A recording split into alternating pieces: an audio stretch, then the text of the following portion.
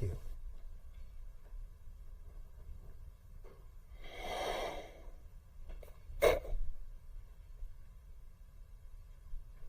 Hello, Bashar. And you good day. Good day. So, along yesterday's session and then today, I think I've been identifying a belief structure that I hold. All right. And I'd like maybe for us to converse and to dissolve it. All right. What is the belief structure you have discovered within you? I think that I believe that there is an inherent how in taking actions. An inherent how. An inherent question of how. Yes. And I'll use a very basic example. Yes. I want to make a cup of tea. Yes. I have to make sure there's a cup. If there's not a cup, I need to wash a cup, or get a cup, I need to get water, and I need to have tea. Those are all steps, let's say, that require a how, right? Yes. And so the mind that thinks the mind that it has to ask those questions, has to ask those how. Does it? Well, does it? I don't know. Do you actually ask those questions when you say, I would like a cup of tea? Do you not just now, at this point in your life, go about the business of making the cup without actually thinking about how you're doing it? Isn't it automatic at this point? Yes, in that sense, yes. All so you're saying that can be applied to any endeavor? Yes, I am. For example, like what? Now, one moment. Okay. Again, when we talk about the idea that the physical mind isn't built to understand how something's going to happen, we're talking about the concept of manifestation. We're not talking about the day-to-day instructions of how you learn to do something, how you make a cup of tea, how you learn to drive a car. We're not talking about instructionals. We're talking about manifestational energy when we talk about the how that comes from the higher mind. You follow me? There's a difference there. Yes. Yes, of course. There are certain how-tos on an instructional sense that go hand in hand with physical reality. But that's just the idea of tutelage. That's just the idea of learning a pattern. That's not the kind of how we're talking about when we talk about the how of the higher self, seeing farther or further than the physical mind is capable of seeing in terms of how something's going to come about that you have no instruction for. I understand. I had not made that distinction. Yes. So my passion right now is to make a film. Then make a film. So in that what I've learned, like all the processes I've learned of making a film, it's a lot of how-to questions. Understood. But the idea is to learn the instructionals to be prepared for the part of the how it's going to happen that isn't included in the instructions. I understand. That's the difference. As your society says, quote unquote, chance or synchronicity favors the prepared mind. Yes, we're not saying you have to be completely blank, although obviously there are instances in your society of individuals who have been given no instruction whatsoever, who can simply sit down and suddenly do something. You call them prodigies. You're all capable of that, and if you actually wanted to use the idea of the higher mind how in that way, if you trusted it enough, if you got enough belief systems in alignment with it, you could actually learn something instantly. You could just look at something and know how to use it. You could do that. But I understand that most of you at this point do not do that. So while on one hand you could use the how that way, having never used a piece of camera equipment before in your life, you could suddenly look at it and go, I know exactly how to use that. You just instinctively can use it.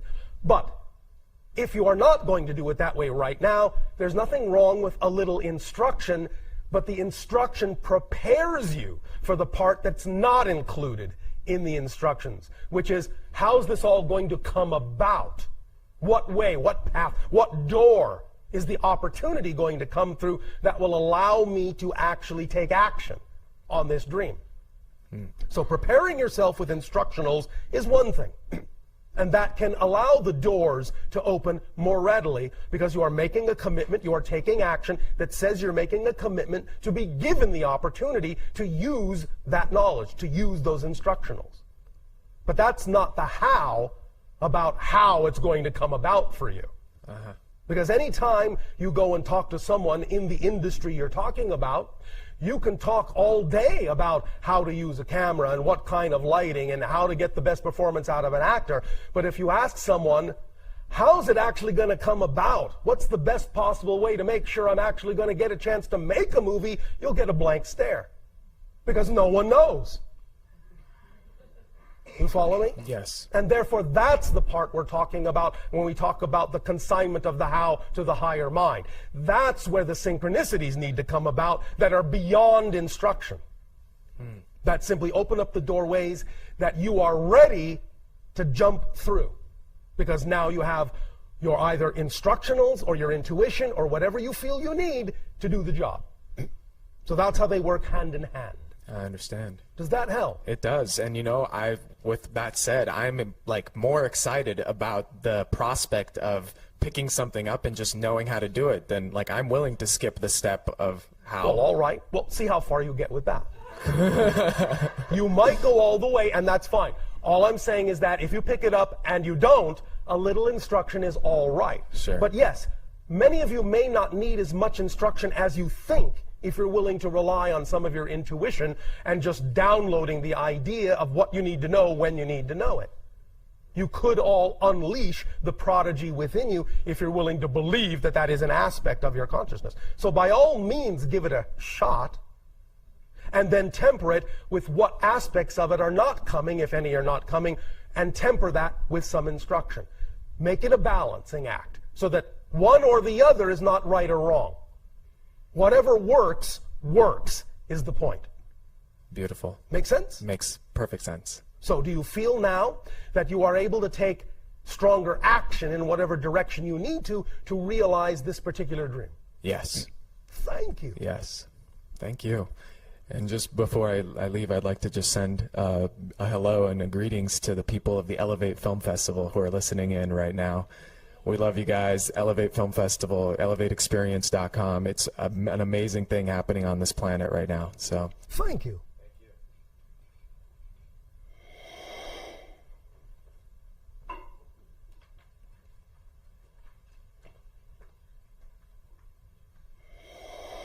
Good day, Bashar. And to you, good day.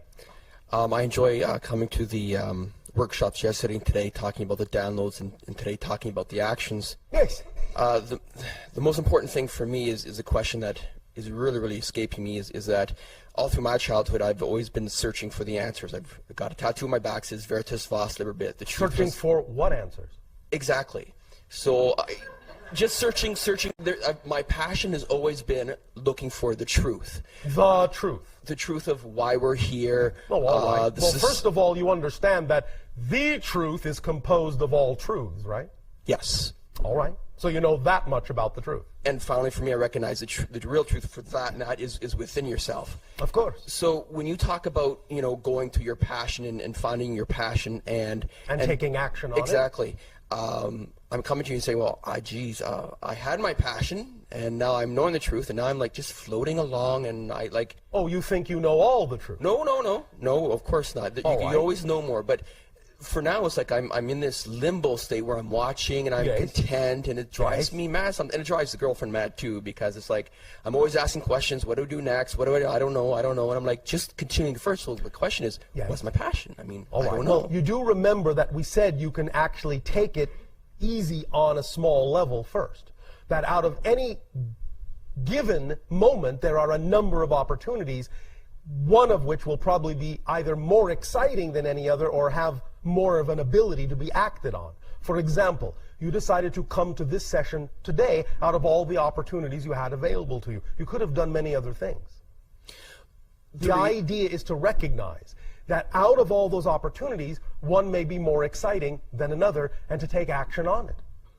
It doesn't have to be the idea of jumping up and down excitement like it's the best thing that's ever happened in your life. The idea is that it's the best thing that you can think of doing at that moment. Keep it simple. Okay. If it's not some overarching, mind-expanding, life-spanning project, it doesn't have to be. That's all right. When we talk about acting on your excitement, we mean out of every opportunity that's available to you, on any level. So just take action on something that's representative of your excitement, and when it brings you to the next crossroad, and you can take it no further, take action on the next thing that's the most exciting thing. Okay. Does that make sense? It does. Then when you do that, that thread will lead you to more and more and more expansive things. More and more synchronicities will open up to show you what kinds of things can be representative of larger amounts of action and excitement. Okay. But if you feel that you're not getting that level, then start at this level. You can always start at this level. Does that make sense? It does. Thank you. Are you willing to do that? Definitely. I think I'm in a nice, comfortable plateau, and I think from here in this workshop, it's allowed me to stop being so analytical, being an IT manager myself, and just go with the flow, like you're saying. Yes. It's a very hard thing, so I appreciate that. Thank you. All right, now remember, it only seems hard because of belief systems within you that say it is. Correct. So find out what those beliefs are, because they're not absolute truths. They're just temporary constructions. Deconstruct them. All right? Thank you. Does that help? It does. Thank you. Thank you.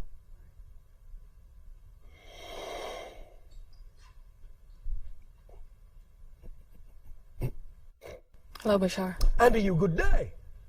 I'd like to integrate some truths here. Integrate some truth. Yes. All right. So you're presenting this truth about following your imagination and yes. Acting on it. Yes.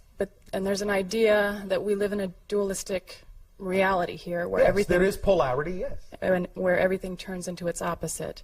And well, there's not automatically. Not in terms of your experience of it.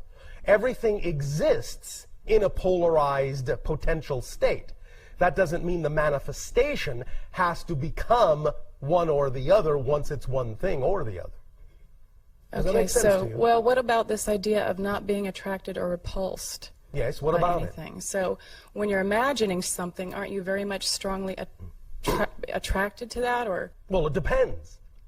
Sometimes your beliefs will attract you to something that is not representative of your greatest passion, because you might actually have a belief that makes you fear being attracted to your greatest passion. You have to have the honest self-assessment and discernment to be able to tell the difference as to whether you're actually experiencing anxiety and calling it excitement, or whether you're experiencing true excitement. Okay. Does that make sense? Yes. Sometimes you can be attracted to something that's actually representative of your anxiety, and you think it's representative, or you call it excitement, because what you actually would really be excited about because of your belief systems is just too scary to imagine. And so often people on your planet will move away from, will be repulsed by the thing that is actually most true for them, until they get a handle on what belief they have attached to it that makes it seem so scary. They will always move away from it. Okay. Does that make sense? Mm-hmm. So, do you have something specific that you wish to discuss along these lines? Well, I'm still... Okay, so if I'm imagining something very passionately... Yes, like what? Do you not want to share it? Oh, no, I can share it. I'm going to Africa. Oh, all right. Why? I am going to meditate along the Nilotic Meridian, which starts at Egypt and goes all the way down to South Africa. And why are you passionate about doing this? Are you passionate about doing this? Yes, I'm Why very are you passionate about doing this? I want to meditate on the sacred sites along that meridian to open up energy for that continent. Oh, all right. When will you do this?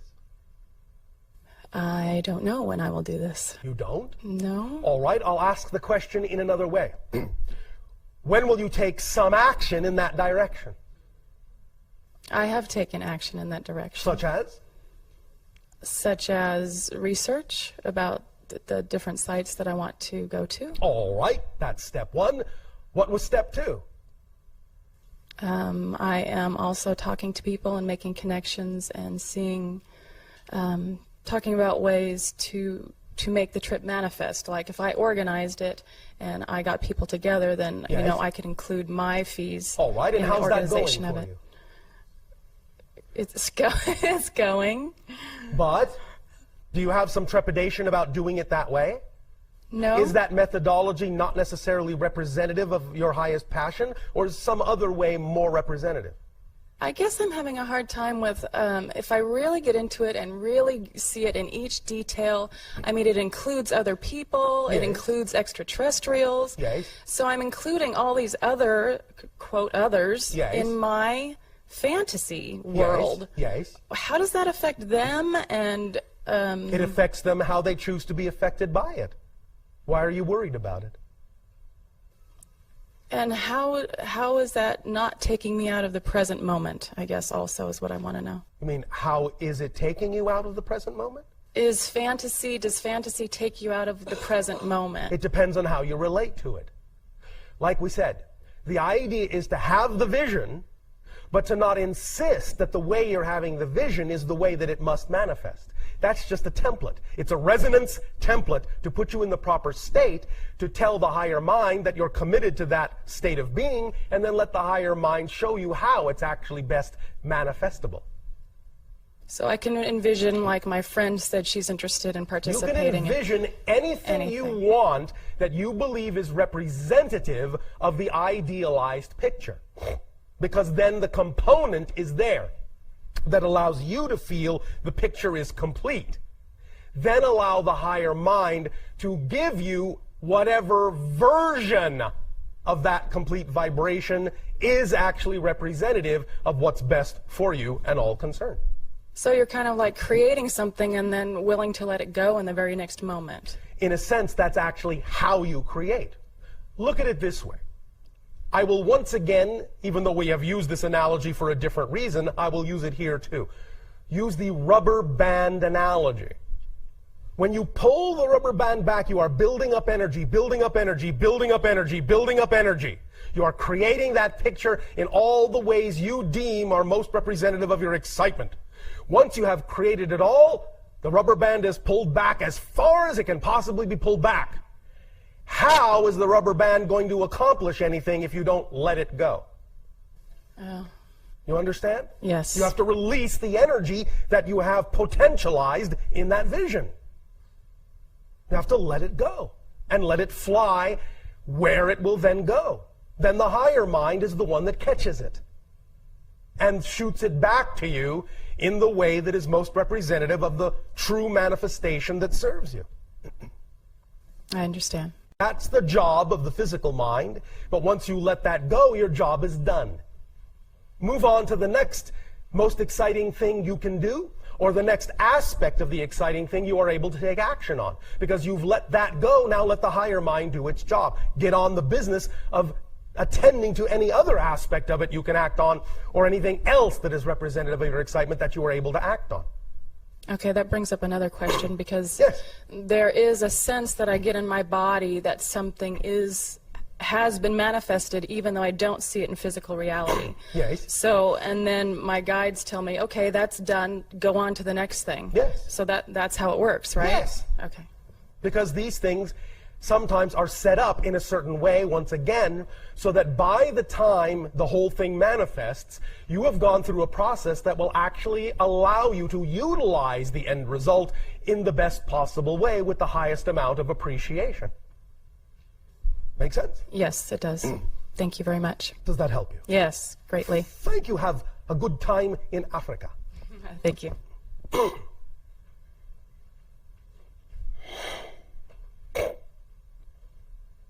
Hello, Bashar. And you good day. I wanted to do a bit of sharing. A bit of sharing. And then I also had a question. Yes.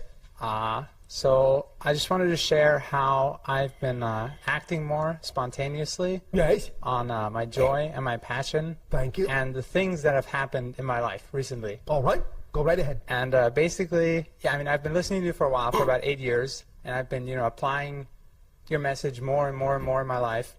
And I feel that recently, especially, my life has become very, very spontaneous. All right. Where something might happen, and then my life gets to the point where, like, a week from now, I don't even know what my life is going to be like at all. All right. Neither do I. Right, and that's great. I mean, I really enjoy it. I mean, for example, I have a steady job and, like, a condo and so forth, and, like, responsibilities. Yes. But I don't really take them seriously anymore. in a good sense. I understand. Yeah, and if I thought you were taking them in a negative sense, I would have said something. Yeah, and I mean, for example, I registered for a 4-year program at the Fort Lauderdale Art Institute. Yes. Spontaneously. All so right. like I did it, and then I called my family, and I was like, I'm doing this 4-year program. Yes.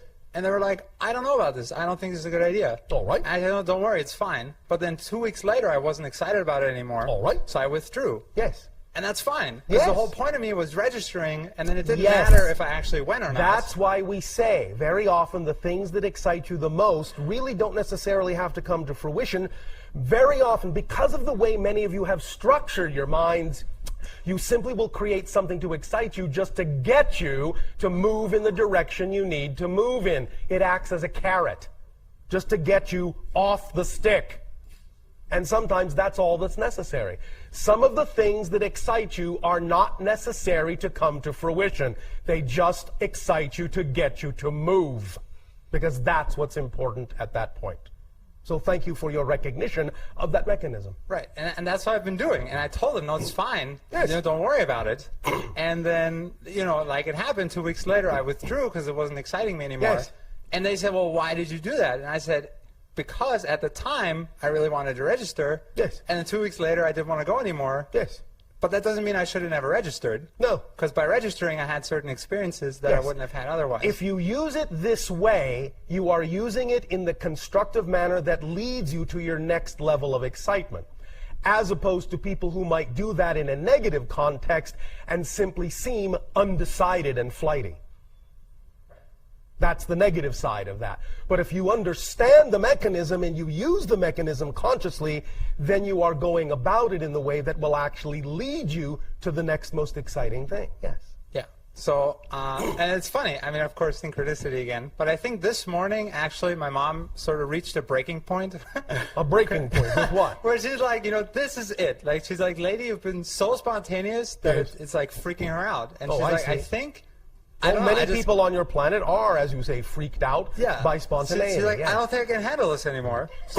Yeah, and she's like, this is it. Like, don't do this, right? Okay. What is it that she feels she needs to handle? Well, no. Okay, so this is the question I wanted to ask. Guys? Basically, 2 days ago, Yes. there was a new thing. You know, this is totally unexpected. It just came into my life. Yes. And I was like, I have to go to Switzerland Yes. on Friday. Yes. Like, I have to. And no, just like 4 days. Yes. Right? And I said, don't worry about it. It's fine. I just have to go. Yes. And she's like, you cannot go on Friday. You just cannot go. I will kill you. And so I was I like, suppose that might prevent you from right, going. yeah. And so she's like, go, you know, in like a month. Oh, by the way, killing you would have been an act of spontaneity on her part. Yeah, I mean, so she's like, no, go in a month. You know, go in a month, you know, because right now we're doing a lot of stuff with our company, like our new website and whatever. Yes. And she's like, we have to finish this before you go. And so after talking to her, somehow my excitement shifted to go instead of next Friday in 2 weeks. Yes. And so... You can get to the point of this, as I said, where you begin to recognize, begin to become sensitized to the fact that there's a difference in vibration between something that excites you as a lure and something that excites you because it's manifestable. Once you get to the point where you can clearly discern the difference, then you can also transmit that information differently to others. In other words, instead of saying, I'm going to Switzerland Friday, you can say, I recognize that I'm getting a vision that shows itself to me in the form of going to Switzerland on Friday. Doesn't mean I'll do that, but I'm getting the vision, I'm getting the energy, I'm getting the excitement, I'm getting the message, I'm getting the download in that language. But I recognize it as a lure. So let me explore how it is it wants me to move without me necessarily having to actually go to Switzerland. Once you understand it that clearly, you can also talk to other people like your mother about it differently, and she'll begin to understand it because she will understand that these things don't necessarily have to be accompanied by a literal playing out. But that just takes practice on your part in recognizing the difference between excitement that simply moves you and excitement that is manifestable. Make sense? Yes. No, So it's all about practicing, learning how to transmit and communicate that understanding within yourself and to others as well. Right. Well, and I mean, as you see from the conversation now, it's switched to 2 weeks from now. Yes, yes, And yes. I mean, I think I'm actually going to go in 2 weeks. All right, but I'm talking about the way you transmit this. Because now you're saying, I think I'm going in 2 weeks. Maybe you are, maybe you're not. The point is give yourself the opportunity to sense the difference between whether the energy is something that actually requires the full literal manifestation of the action, or something that requires a different kind of action that would simply leave you closer to home. Find out if you can tell the difference. Practice telling the difference ahead of time so that when you communicate it to others, you can actually give them an accurate assessment of what it really represents. You can say, I have the feeling that I am going to go to Switzerland. That I am going to Switzerland. I have that feeling. I don't know whether that means I'm actually going, but I have that feeling. Let's explore what that might mean, where that energy wants to take me, how it wants me to move, and see if, during that exploration, during that dialogue, during that process, and during that communication, if it remains something that requires literalness, or if it becomes something that was simply symbolic. And I can satisfy that excitement in a different way. And there you can open up a dialogue with your mother that is exploratory and reinforcing, rather than confrontive. Yeah. You follow me? Yeah, that might be less shocking. Yes. Yeah. And it might be more helpful for you to be able to tell the difference as well. Yeah, no, that's true. That's a good point. Well, thank you. So, thank you, Bashar. Does that help you? Yes. Thank you. Thank you.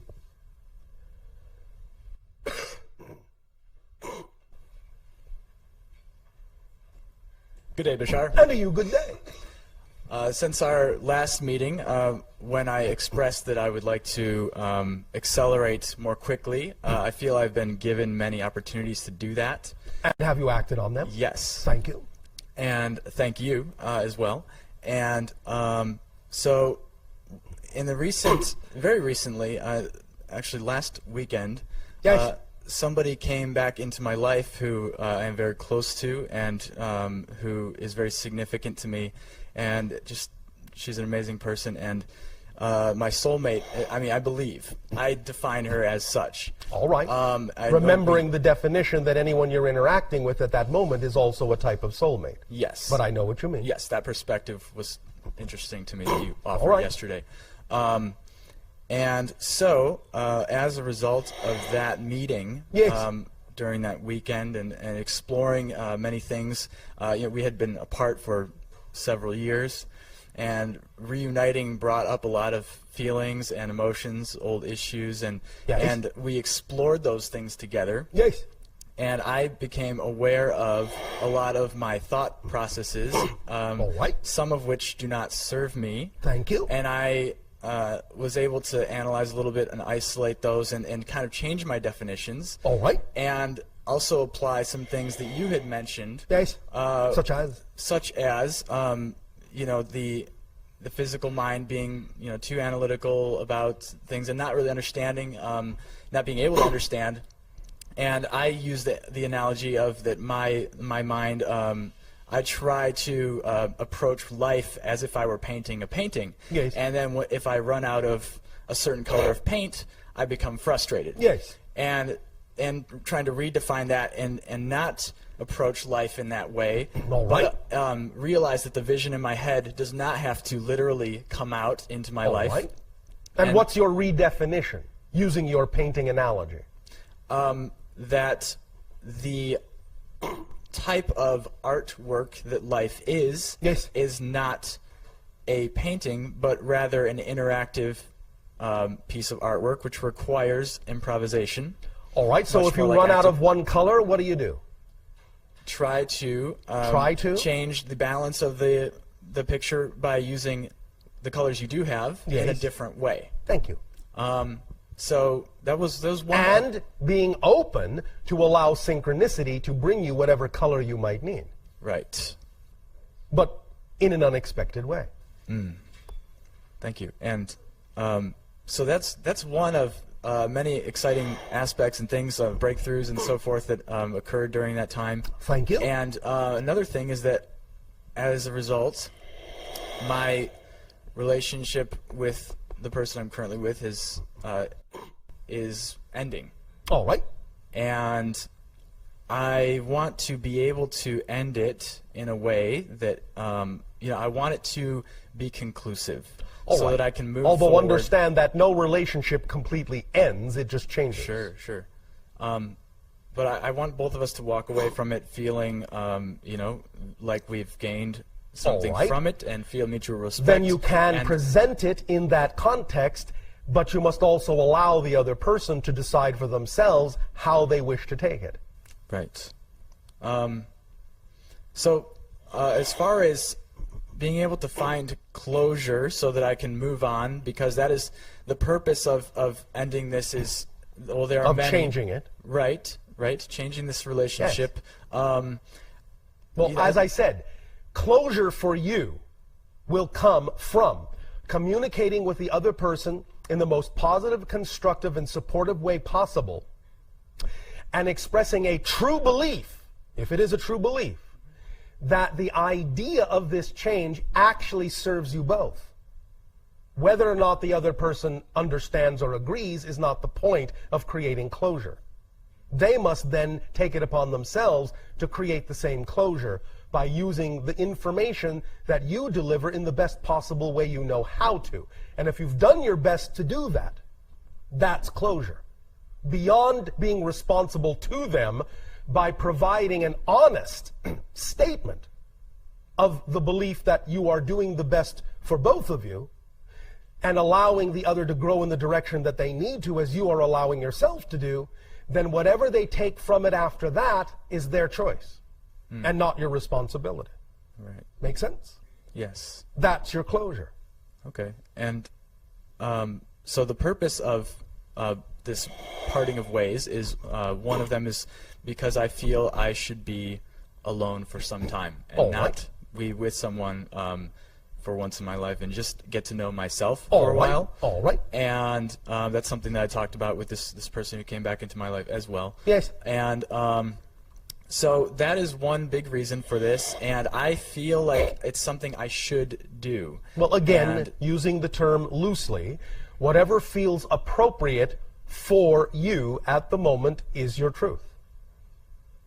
It would be wise to act on it if it is an honest assessment of your truth at that moment. It would be wise to take action in that direction.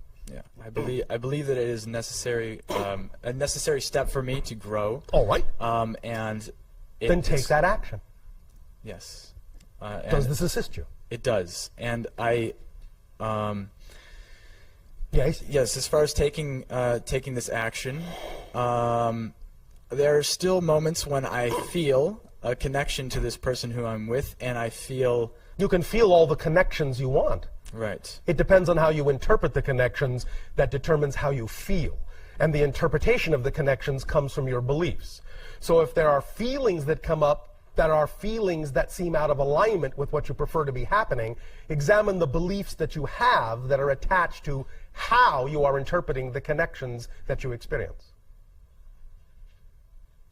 Does that make sense? I believe so. Re-examining the connections, re-examining the. In other words, it's not about necessarily not feeling connections. Yeah. But how you feel about the connections is determined by what you believe is going on in terms of how you define those connections. So if you're having feelings about the connections that are out of alignment with what you prefer to feel, you must have beliefs and definitions about the connections that are out of alignment with the preferred beliefs. You understand? Right. So examine what those beliefs are if the feelings are out of alignment with what you prefer to feel. Yeah, I've been examining a lot to try and find out whether I am completely okay with moving on at this stage, or whether I'm forcing myself to move on because I feel like it's a duty that I owe to myself to do so. So well, I'm really that's a trying good thing to do, because you want to have the discernment to make sure that you actually are moving towards yourself and not just running away from something. Yes, exactly. So it's always wise to take the time to make that assessment. Assessment, yes. Okay, and I believe one other thing that's helping me with that is what you mentioned about envisioning yourself, your ideal self, and what would your ideal self be doing? How would they be handling the situation? And that's a very powerful tool that I think is going to help me to make the right decisions and handle everything appropriately in this situation. So thank you for that. Thank you very much. You are welcome. What does your new little clock say? Yes, all right. Good day, Bashar. And to you, good day. How are you? Perfect, and you? I'm wonderful. Thank you. I have 2 questions. Yes. The first question is, I lost my mother about 20 Lost years her? ago. Yeah, she passed away. Oh, all right. Okay. She's not And- lost. She's just in a different form. Yes, yes. All right. And for the past 3 years since I've moved back to California, she's been in a few of my dreams. And Yes. I've felt her presence Yes. really strongly here and there. Yes. I was wondering what I could do, any exercises to increase that ability to connect with her, I guess. Well, what has your imagination told you? I guess it's been a little limited. In what but- sense? Well, Well, let me ask you another question first. Why do you feel it's necessary to increase the contact you are having when it's obvious you are having contact? just because I want more. Why? I guess to have that comfort. Comfort. What is it about that that comforts you? Just the fact that she's there and I can... But you know she is. Yeah. Why do you keep needing a repetition of proof? Because it feels good. But it feels good because you have a belief about it. What's your belief? What's your belief about why you need more contact? What seems to be missing if you don't have it, in your estimation?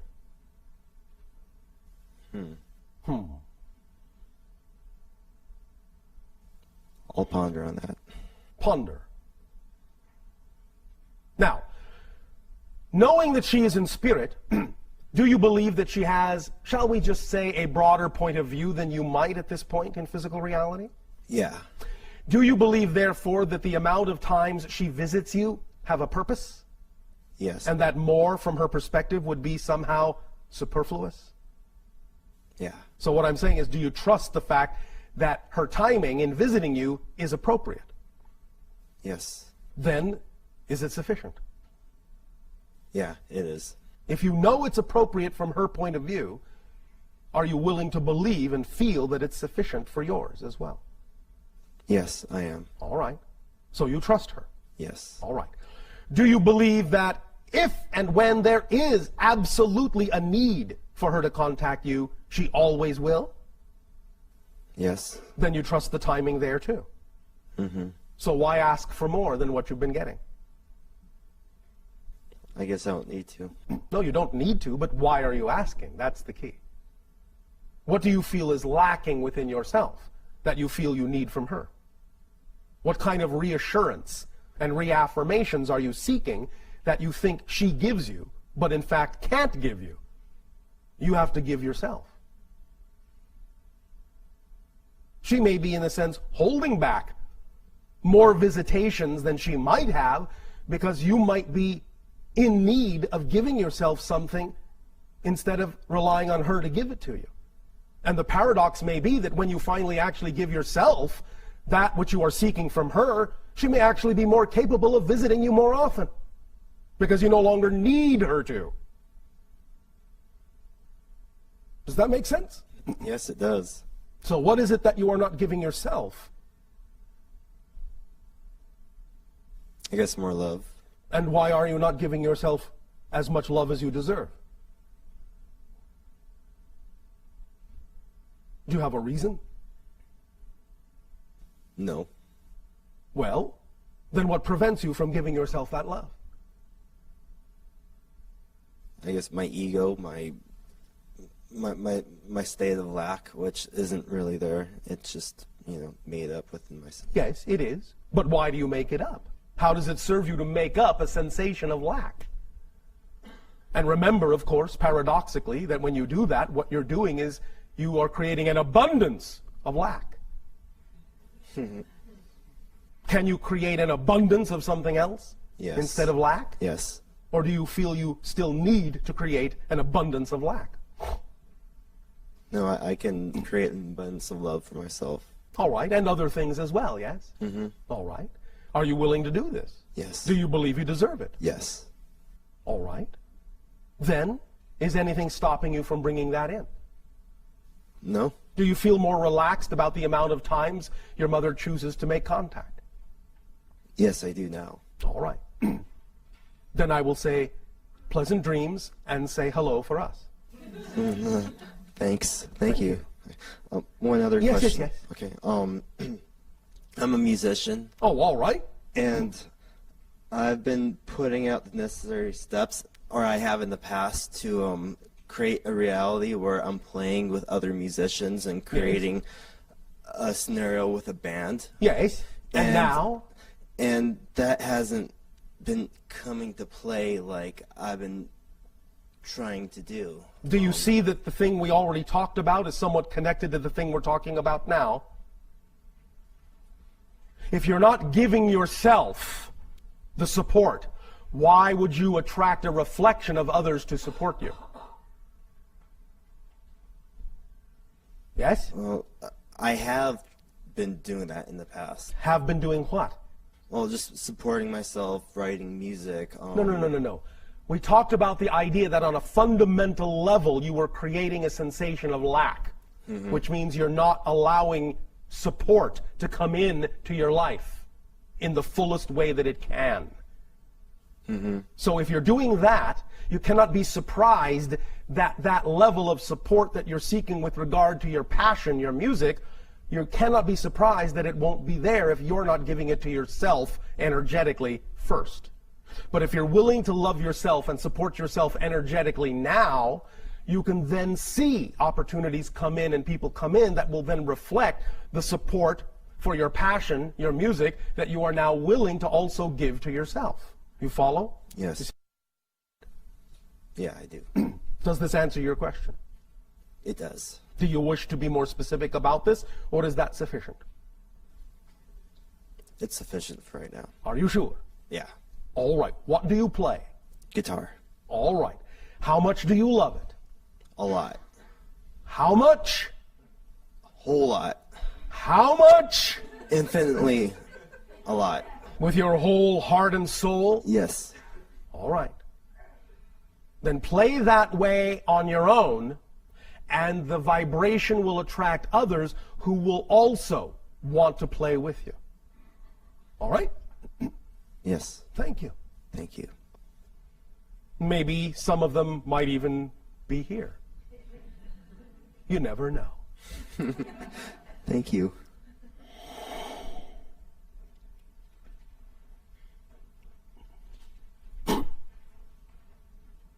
Hello, Bashar. And a good day. My name is Deborah Campbell. All right, if you insist. Yes.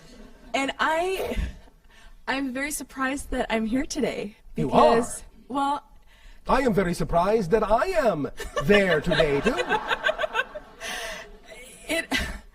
Everything just aligned up for me to be here today. It was so incredible from Well, being thank here you. yesterday. Thank you for creating that synchronicity. I'm very thankful. Oh, thank you. My question is, I have this feeling in my chest, and Yes. my heart is pounding amazingly right now. Oh, all right.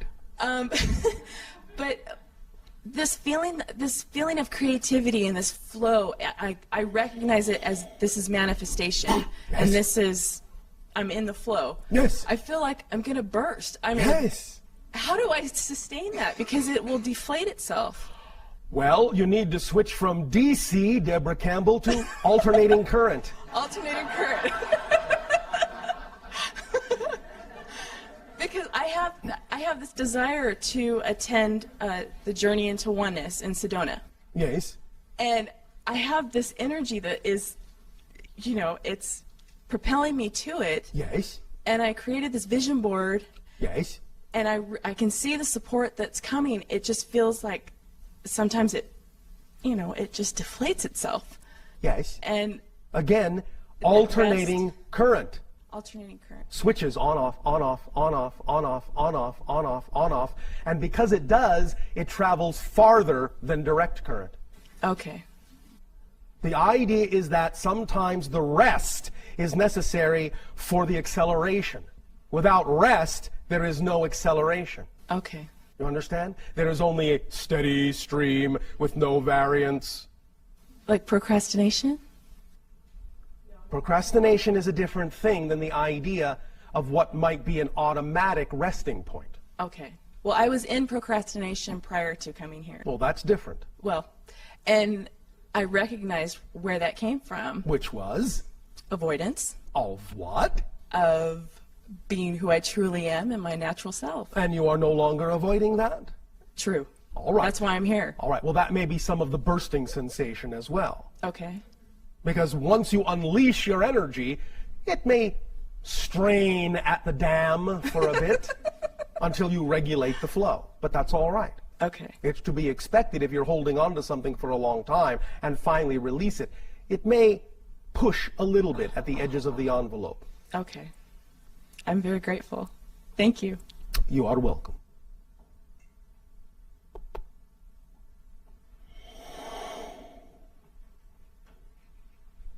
All right? Thank you. Thank you. One moment. One moment. One moment.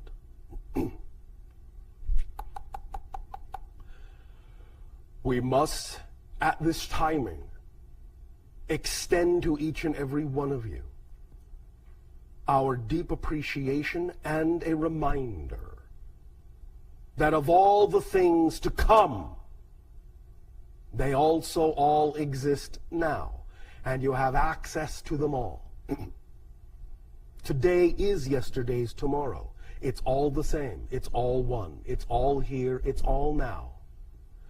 By acting on the downloads you get, in moving in the direction of becoming more and more and more, the state of being and the vibration that you know to be true for your natural self. And just being in that state for its own sake, for its own sake, for its own sake, then all the walls and all the barriers and all the borders dissolve. And everything can come through that needs to come through to let you know you are upheld and supported and carried forward in the arms of your higher mind and all that is, unconditionally, faithfully, eternally. Fear not, for all you will discover in your fear is more of yourself.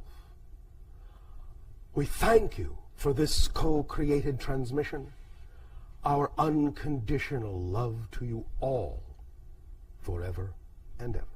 Good day.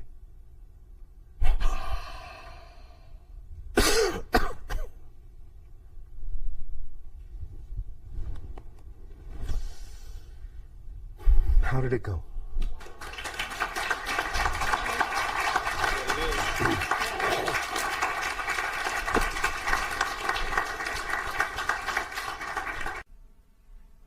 Hello, Bashar. And you, good day. I have two questions. Yes.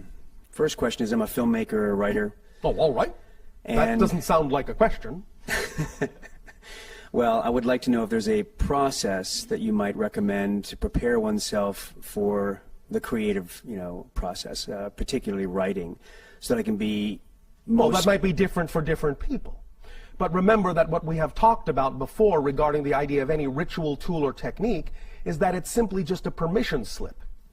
A permission slip means that anything will work, whatever your imagination is attracted to, you are attracted to for the reason that it's key to your vibration, and thus it will work for you. It doesn't really much matter what it is as long as you're attracted to do it, as long as it comes into your inspiration and imagination. Because the tools and the techniques and the rituals don't actually do the thing.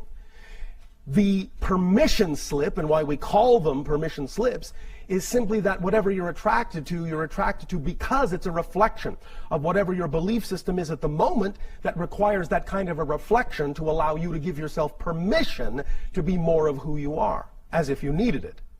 You don't, But that's how those tools work. When you have a belief system that thinks you need something like that, then what you're simply doing is you're using a permission slip to give yourself permission to be more of who you are. So in terms of the idea of boosting your creativity, what methodologies have come into your imagination that seem most attractive? There's a method I used to use that was just to calm and quiet my mind and get all the external distractions out of my... But in that you used to use it, we would assume that it may not necessarily be what attracts you now. Is there something, another methodology, another tool, another technique that you find more inspirational, more enjoyable, more attractive, more fun? No, I'm lacking a process altogether, because it seems to me that... What if you don't need one?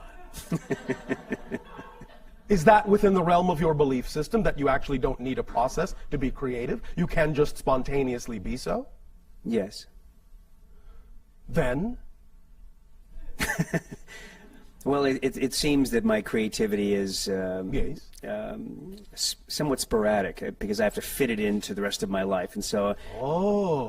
So you're not allowing your passion to actually be the organizing principle. You are attempting to cram it into a box that doesn't fit. Is that what you're saying? Yes, it's often that way.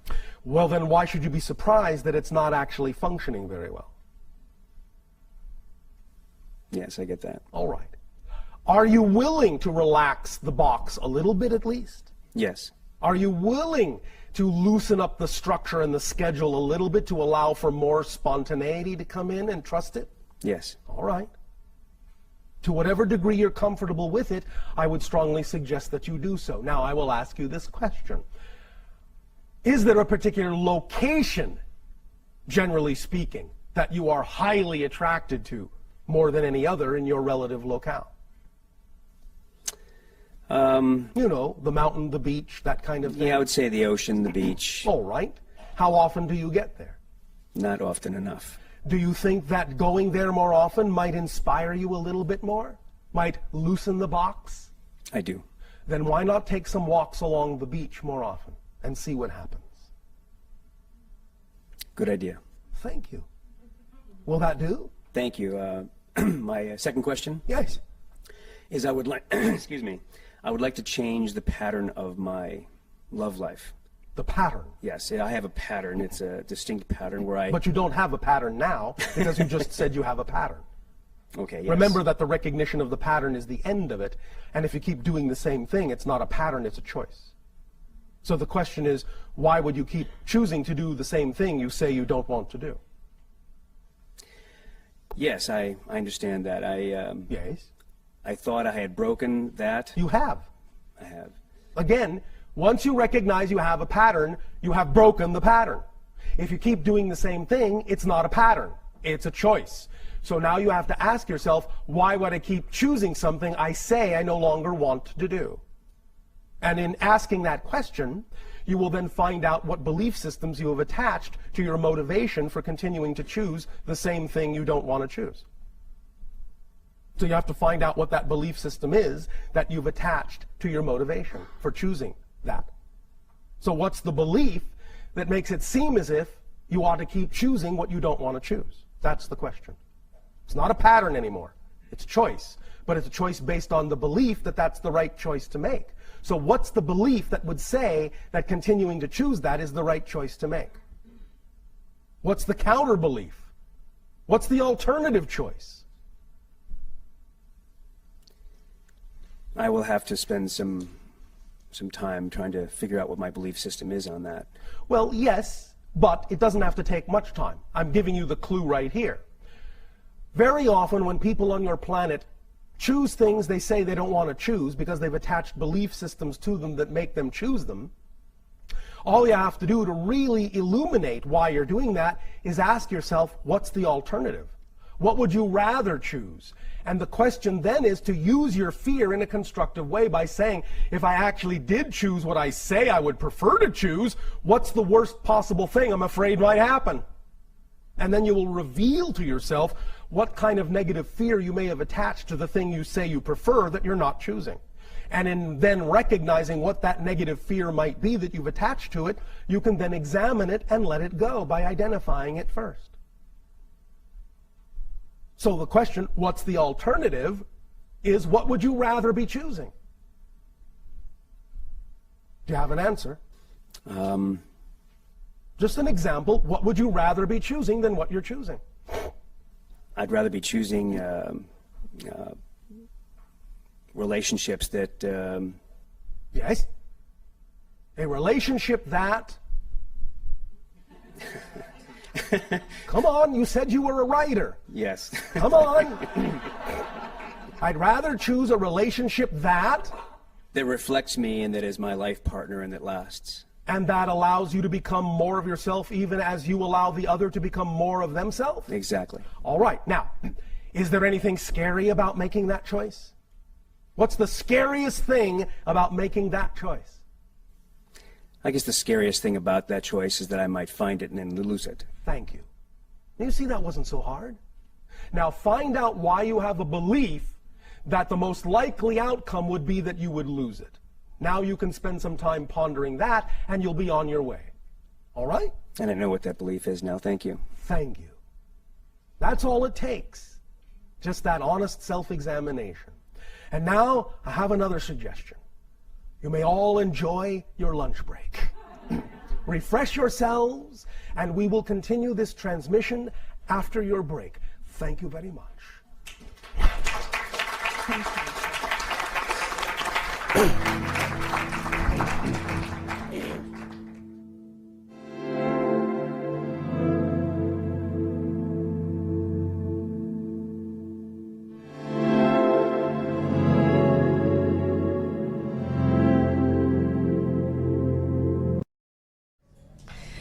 Welcome back, everyone. Hope you had a really good lunch. Ready for more Bashar?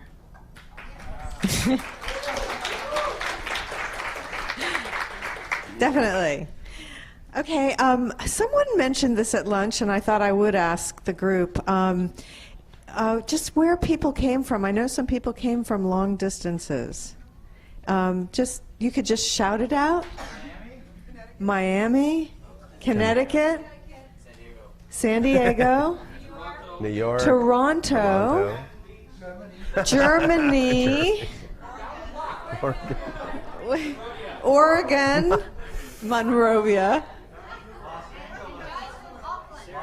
Auckland. We have someone from Auckland here. Wow. And I know we have people tuned in from Australia for sure. Yes. Esasani. Esasani. I think that's the farthest away. How could have I forgotten our greatest long-distance traveler who's right here, right now? And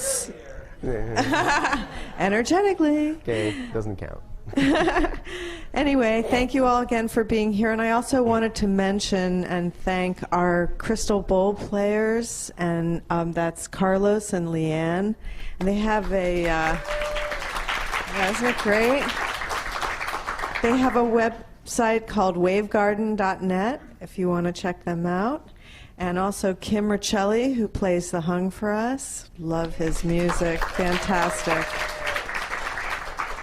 And just take this time to thank all the volunteers who really make this possible. When this thing comes together, it's amazing, isn't it? And Kirby. Oh, have to mention about Kirby and his crystals. I mean, if you've been coming for a while, you know that he brings these all the way down from Northern California and creates this incredible ambiance. And I just can't say thank you enough, Kirby. Really appreciate it. Okay, so I guess... April. And April. Oh, thank you. It's my pleasure. It really is. So thank you all, too. So I guess we'll find out about...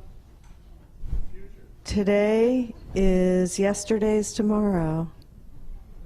Can't wait. Thank you.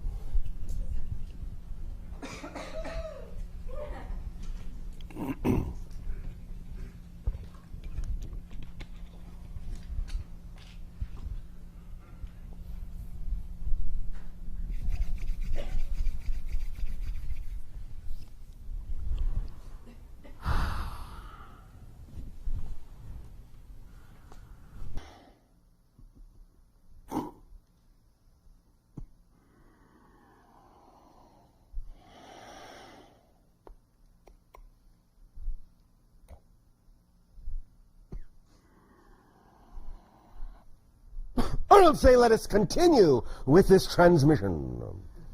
Now, did you enjoy your refreshment break? Yes. All right. Let us continue this transmission in the following way. We will discuss, at the moment, a few different kinds of things.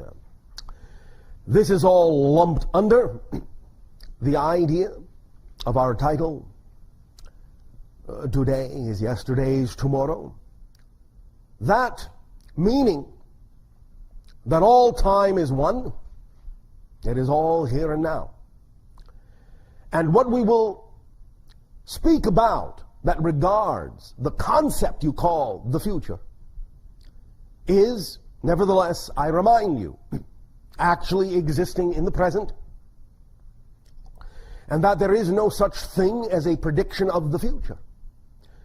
Once again, we say there is only the sensing of the energy that exists at the present time the prediction is made. That is what is being sensed, is the present energy.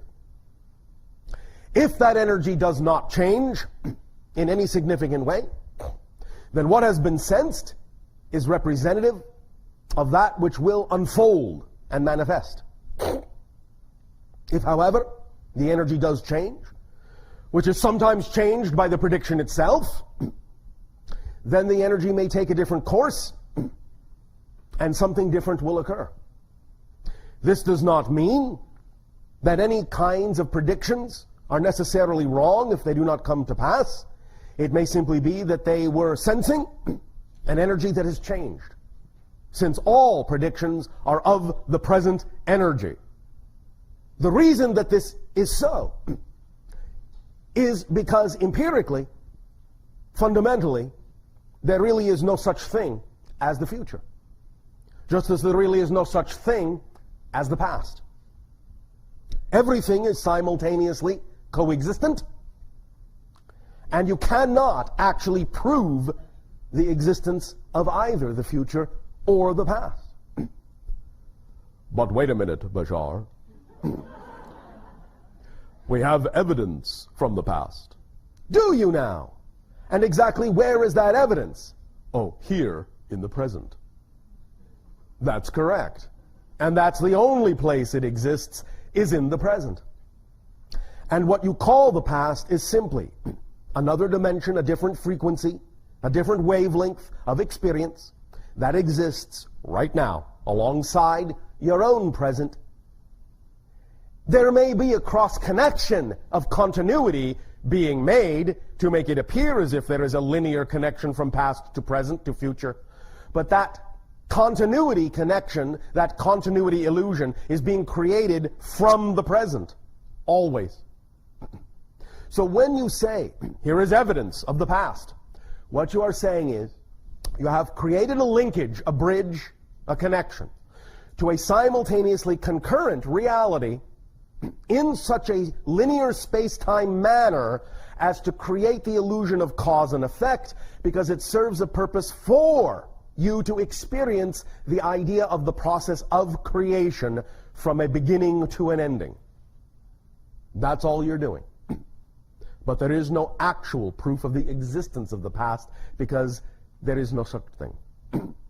That is why it is also easy to cross-connect to other lives, because they all exist now.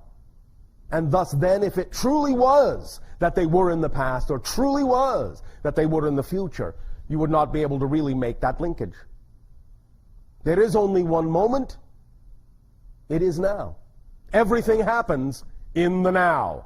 Everything that appears to be a different moment is actually a different perspective of the same now. A different point of view, a different angle, a different picture, a different photograph. But it is all part and parcel of the same infinite now, in which everything exists and everything occurs. So, in terms of what we are about to say about things that may unfold, again, remember, we are reading the energy as it exists now. But it is always your world, and always your choice to allow the momentum of many of these things to continue, to allow the inertia of many of these things to unfold, or to choose a different course and create a new reality experience that you can shift to. When we talk about the idea also of everything being now, the idea again is to remember, and we would like to reinforce the notion that you keep in mind that all changes are total changes in the sense that you shift from one reality to another.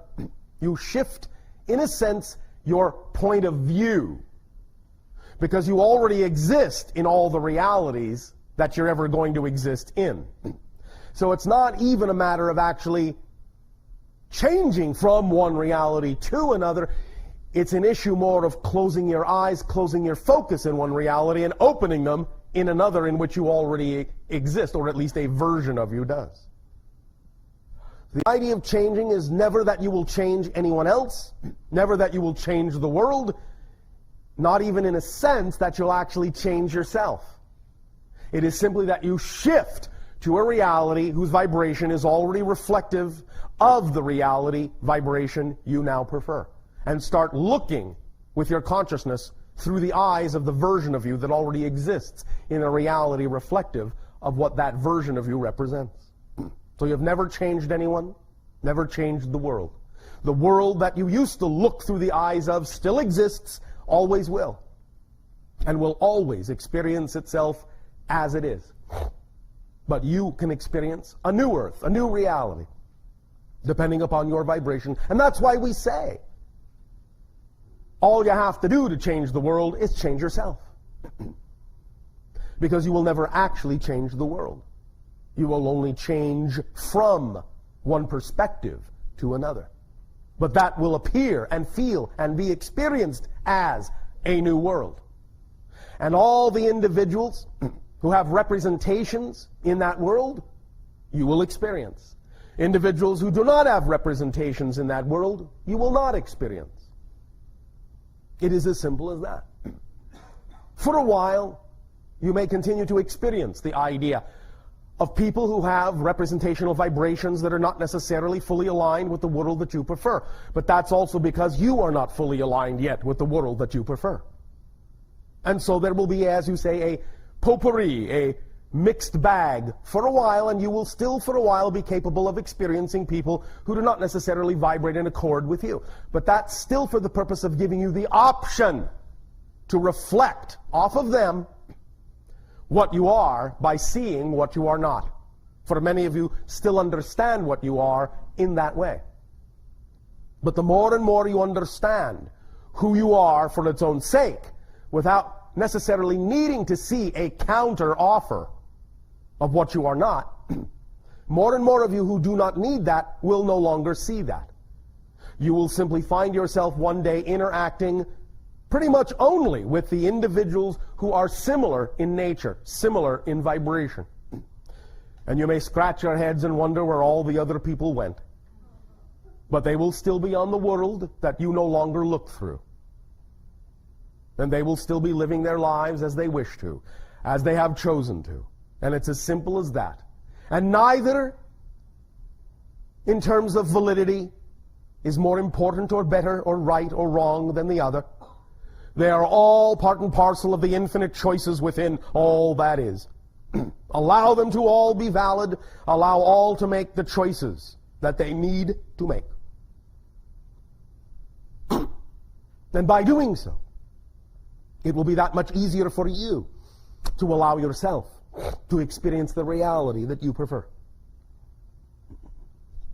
Now, as we read the energy now, many things are changing, many things are shifting, and this is what we perceive at the moment. You have begun to experience the breakdown of some of your economic systems. You have begun to experience some shifting in your political worlds. This will continue. And again, as we have always said, the idea is not to change the old systems, but to have new systems in place, ready to go when the old systems fall apart. That will be part and parcel of taking action in the new world, in the new way. Creating that vibration that is representative of the reality you wish to take yourself to.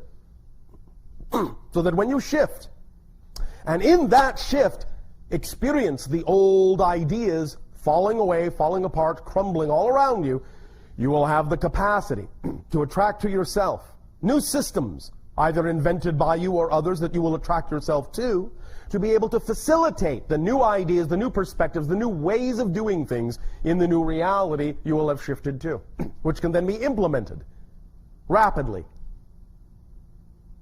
Now, as it stands in this moment, what you are doing with your economic structure may carry you for about 5 of your years. Then there will be what you call another collapse. But at that time, in 5 years, there will be other systems that can rapidly replace what has then been washed away. So, do not fear. Never approach these things with fear, for that will determine what reality you experience. So obviously what we are perceiving and what we are sharing with you is part and parcel of the reality, of the vibration of your preferred reality, which does not mean there will not be change, sometimes even very dramatic change. But remember, as we said, an event is not an event until you have responded to it. So the idea is not so much exactly what happens, but how you respond to it that makes it the event you will experience it to be. So respond well to all these things, and they will serve you well in the new reality. Respond negatively, and that's the reality you will remain in.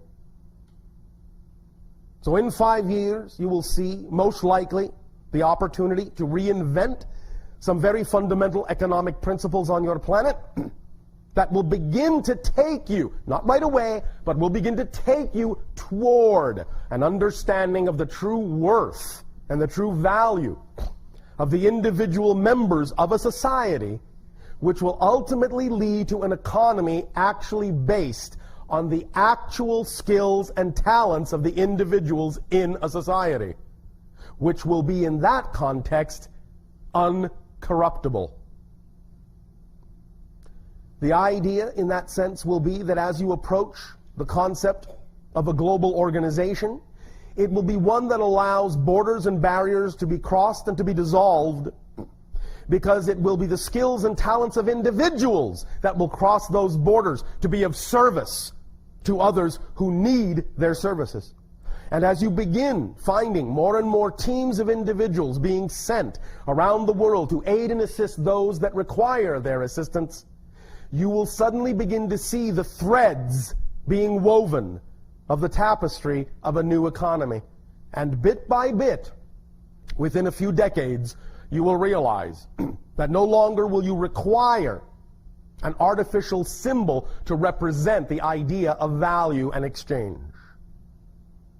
The exchange between people will be sufficient, and the reason that this will work is because it will also go hand in hand with the idea that within the next 2 or 3 decades, you will also create the idea of absolute, unlimited free energy. And once you achieve that, you will find that almost nothing stands in your way of becoming a unified society. Now, between now and then, there may be a few interesting surprises. Again, as we have talked about, more and more will be there an increase in the awareness of the existence of extraterrestrial societies, beginning on and around your year of 2015. There will be more knowledge that such things exist.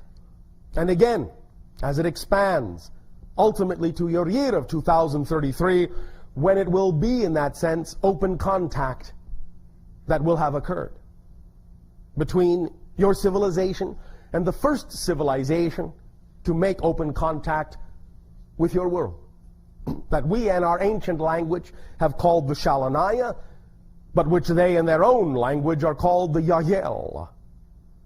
You will see more of their ships here and there, and they will become more and more blatant, allowing you the opportunity to respond in a manner that allows your society to know that you are ready more and more every day for such open communion, open contact with other civilizations. This, of course, will be based on the idea that you're ready and willing for open contact among your own civilization, among yourselves, among your own people. The willingness to take the actions necessary to receive the downloads and take the actions necessary to create more expansive systems, more expansive opportunities, more expansive services, more expansive inventions, more expansive awareness about the nature of the structure of existence, and apply that in your day-to-day reality. Politically, you will find, over the course of that same 3 decades, many new changes will come about. Somewhere after your year of 2025, but before your year of 2033, it is quite likely, as we read the energy now, that there will be formed for the first time what you call a North American Union. Similar in some senses to what the European Union is attempting to do, but it will be slightly different. And more of these large conglomerate unions will begin to appear around your planet until such time as after 2033 they can be linked and unitized in large conglomerate sections, which ultimately then, over time, will lead to a coordination and organization that will be global in nature, but will be of service that benefits humanity. One moment.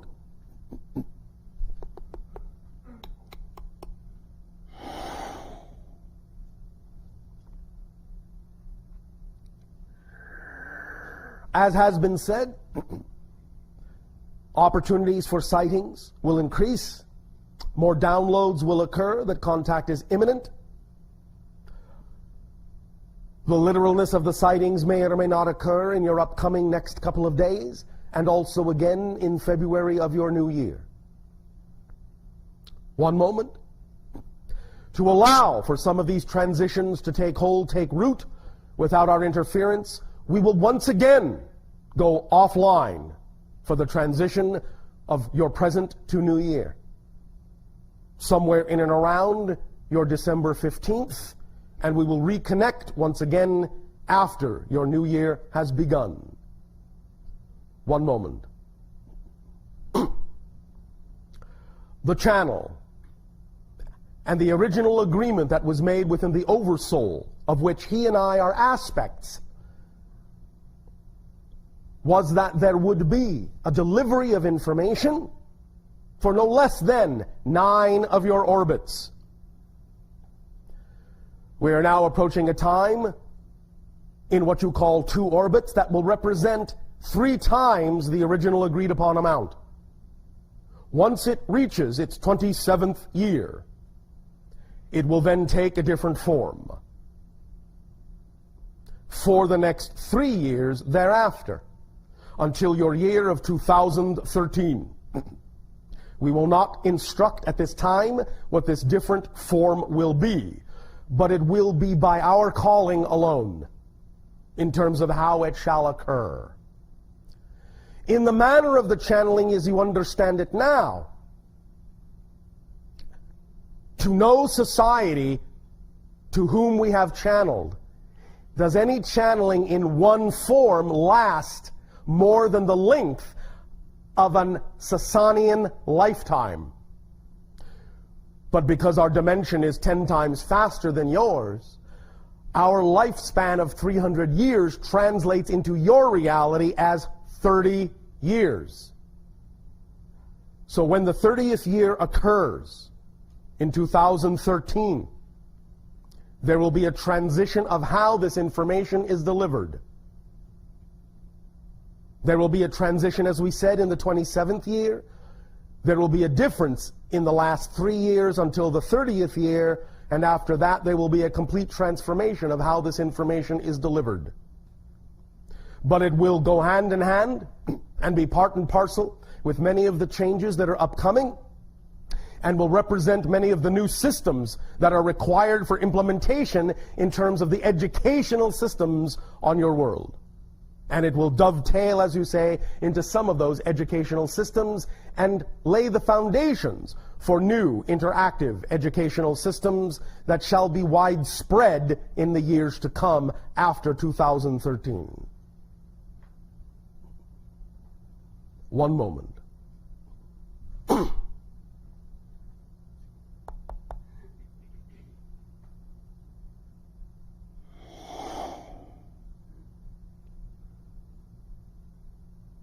We may now open up to a variety of questions and exchanges that are representative either of the idea of taking action on your joy, or that which is representative of any clarification of belief systems that you believe will aid and assist you in becoming more and more of who you are and acting on your dreams. You may begin this portion of the transmission. Good day, Bashar. And to you, good day. How are we? We are fine. How are we? Perfect. Thank you for asking. Okay, so I kind of want to talk about downloads. Downloads. Yes. Right. Last night, yes, as the channel session was going on, the lights kept flickering, and I felt like a string being pulled from my third eye. Yes. Can you tell me what was going on there? The idea, again, is that we were talking about the pineal gland, which you euphemistically refer to as the third eye. Thus, the idea is that there was more activation of that particular energy center of the body, and when that energy center of the body is more highly activated, it expands one's ability to perceive into other dimensions. But doing so actually also expands the electromagnetic field around the body. It can, for a while until stabilized, be a little bit erratic. And when interacting with other electromagnetic fields, of which there are a plethora on your planet, it may cause contrary waves that will cause feedback loops in some of the existing electromagnetic systems that are in your immediate proximity, so as to cause fluctuations in their fields. Would like a cell phone be interrupting that then, for example? It can. Okay. Or it can be interrupted by the expanding field from your body. Okay. Or even activated. Was that why the lights were flickering then? In some sense, yes. Okay. And then later on that night, around a little after 3 a.m., my pineal gland was activated. Yes. And I was listening to a new ITOM lab track that was still in creation. And basically I had some incarnational experiences, and I felt all of my chakras basically align and vibrate. All right. And I felt like, my whole body basically kind of leave itself. But your body left itself? Well, I left my body. Well, in a sense, you expanded beyond the parameters of your physical form. Yes. So, with all that being said, I've actually, with the incarnation thing, I've come to find on my own one of the incarnations called Ion, and I was just hoping you could maybe expand on maybe what had happened last night, what I should be picking up on. The idea is that it was a template of a future, what you call a future incarnation. The template being shown to you, given to you the frequencies thereof to match in order to move forward and toward that vibration. Okay, and how can I, from what had happened, put that into action? Spend more time in the non-physical planes, or meditate on that How more? does your imagination wish to put it into action? Through creativity. Well, then, do so. Okay. Could you tell me a little bit more about Ion? It is a being of spontaneity, of spontaneous creation, that is highly technological in the sense that it is strongly connected to electromagnetic fields and their instantaneous manipulation. Cool. There's that temperature again. Yes. Okay, so what about with TAVE? Ion and TAVE have a relationship. Can you tell me about that? Not at this time. Okay. Except to say this. One pulls you to the future, and one grounds you to the earth. Interesting. So that you have a complete circuit and won't short yourself. Okay, one last question. It's involving synchronicity. Yes. My buddy Tom, I haven't seen him for like a month or two, and when I saw him yesterday, yes, we have the same bracelet. Yes. We have the same pair of shoes. Yes. And we both have crystal necklaces. He's got moldavite, and I've got a quartz. Yes. What's going on there? Synchronicity. Synchronicity being that you are operating on similar wavelengths and therefore will reflect that through similar expressions. Okay, so basically like the whole, if you drop a glass theory and, you know, all the different particles are all a part of the one, we're basically kind of two shards that were closer together that kind of broke apart in that sense? No. The idea being, of course, that on a certain level everything is one, and all of you are shards of the one. Yes. But in the terms in which you meant it, synchronistically, the idea is that if you are vibrating on a similar wavelength, then you will experience similar things simultaneously. Oh, all right. Thank you. Thank you.